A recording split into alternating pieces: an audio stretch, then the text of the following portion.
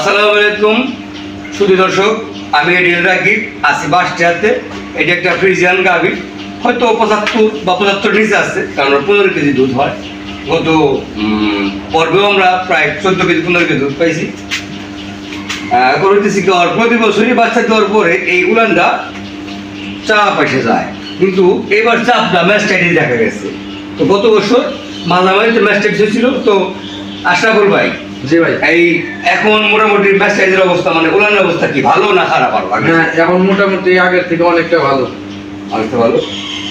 এই ম্যাস্টাইটিস রোগ হলে আমাদের দেশের খামারি যারা, তারা প্রথমে যায় বাড়ির পাশে চাচার কাছে, সে বলে কবিরাজ লাগবো, কবিরাজ দিয়ে দেয় মেসরি পইরে, নাহলে চিনি পইরে খাইলেই গরু বাতি। ওই গরু ডাক্তার ভালো হয় না, কবিরাজ তো ভালো করতেই পারে না।